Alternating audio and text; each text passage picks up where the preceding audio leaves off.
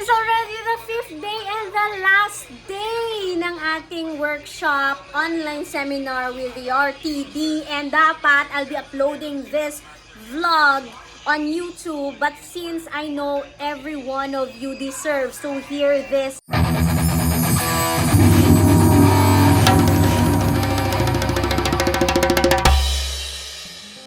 do you really think Ilonggos are gentle and soft-spoken?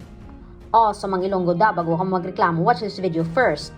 Ilonggos are known for their charm and sweetness that comes from the sing-song rhythm and intonation of their dialect called hiling, coming from the root word iling, or to go downstream, na maihahalin tulad natin sa agos ng tubig na may konting hampas sa bato na nagbibigay sigla sa musika nitong dala, ay siya rin paggagasan ng damdaming hindi nakakapinsalang at hindi rin nakakaaya. Positive stereotypes. With a huge smile and a certain amount of meekness in the way we speak, we can't deny that we are sometimes not taken seriously and people would make fun because of our accent. Amo gani, maghinay-hinay kamo da storya sa amon kung hindi nyo gusto nga habuyan ta kamo sang 3 kabilyon nga halok. Yes!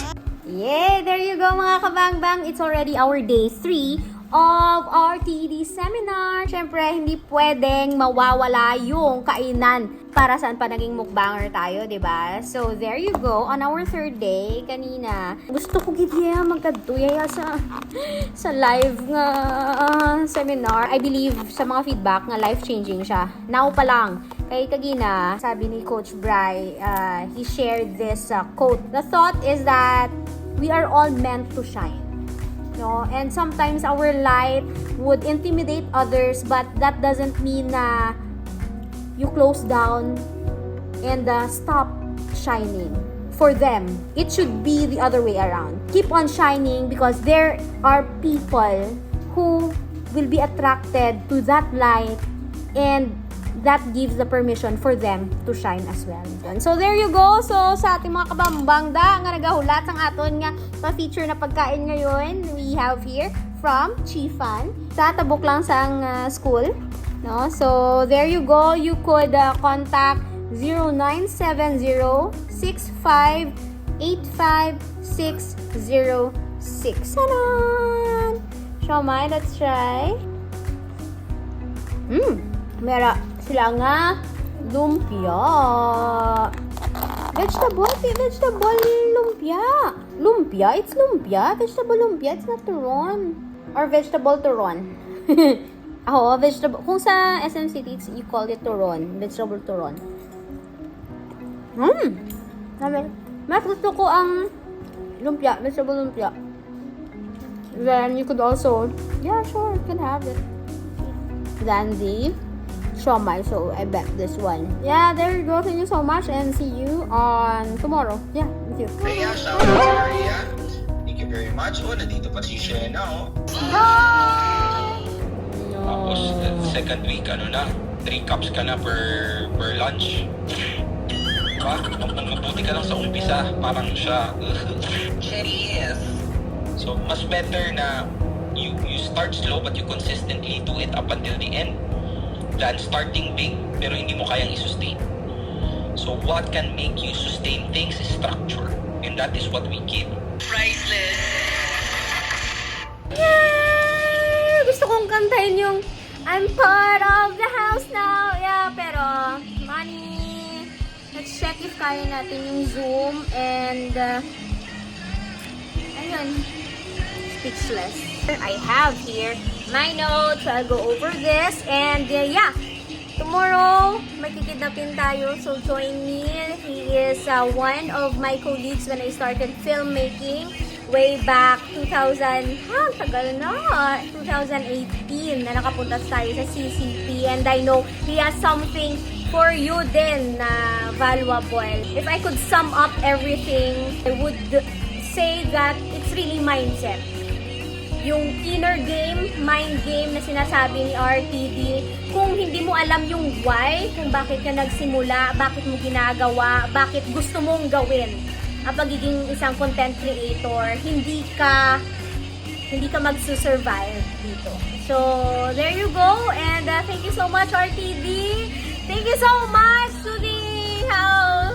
And I hope someday makikita ko kayo ng live. And kanina pa ako nang raise ng hand.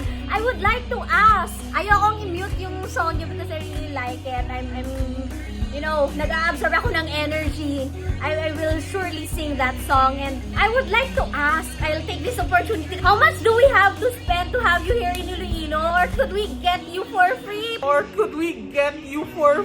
Pumunta kayo ng Iloilo. Be happy to have you, to learn from you. And of course, kahit gaano pa ako kagaling magturo, pero iba talaga yung may, tulad nga ng nasabi nyo kanina, Darbs, diba? Iba talaga yung may ipinakita na talagang result. And it's working not just before but until now. And I really want you in flesh. I want to see you and learn from you. And of course, my community to learn from you. I only have 3 years in this term. So hopefully in this next 3 years, kung hindi ko afford na pumunta sa masterclass mo, sana meron kayong scholarship or outreach na pumunta in Iloilo. Ayun! So, Darbs, the House Creative Fam, thank you so much. And ayun, I will still not end this video kasi sabi ko nga sa inyo, I'll be kidnapping one of my filmmaker colleagues. Gusto kong sabihin sa kanya in person talaga how proud I am on his achievements right now. So, ayun, see you tomorrow. Bye! Yeah! Hello mga kabangbang! For today's vlog, may kikidnapin po tayo na isang director at isang turista for today. We are here at Hotel Del Rio and nasa lobby daw siya. Let's see. Ayun! Hingi tayo ng kape sa kanya. Kat!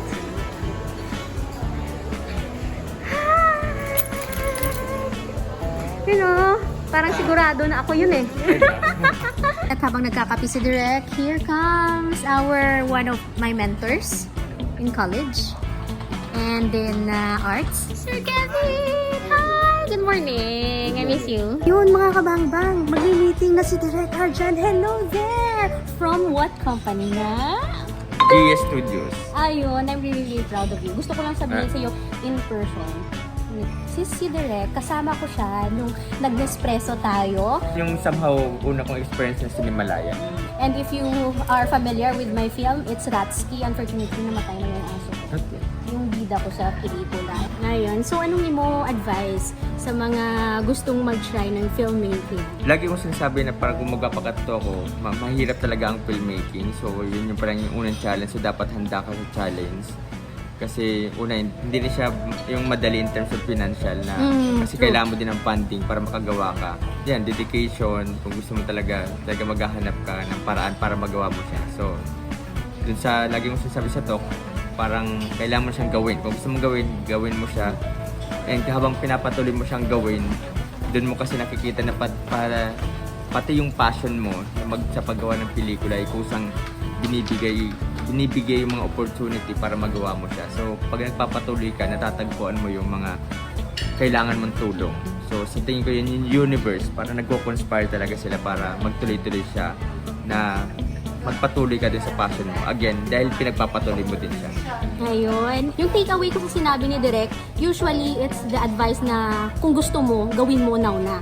Pero yung isa pinaka-practical at real na advice is magasto siya. So it's really a decision na for a start, kailangan ko talagang mag-shell out ng money.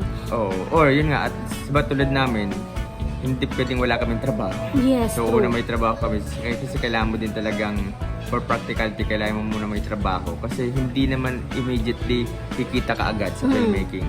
So magsisimula talaga yan sa passion project kasi una kailangan mo ng portfolio. Pero later on, habang pinagpapatuloy mo siya, siya na din magbibigay sa'yo ng trabaho. Yes, kung mag-i-invest ka man lang, you start within yourself. And congratulations talaga. Yay! And welcome to Iloilo. Enjoy. Salamat. First time ko to dito. So, kaya to, sana makapasyal-pasyal ng konti. Yeah. Bago umuwi. Yeah, and congrats sa Iloilo. And sa tingin ko deserving. Ayun! Thank you so much, Direk! Enjoy your stay here! Bye! Salamat. Ayaw kayo nakahapit ka mo sa akong yung channel. Kung bago pa lang ka mo diri, pindot ang subscribe button, pati ka ang lingganay, kag hindi pagkalimdin. Ruby inspired!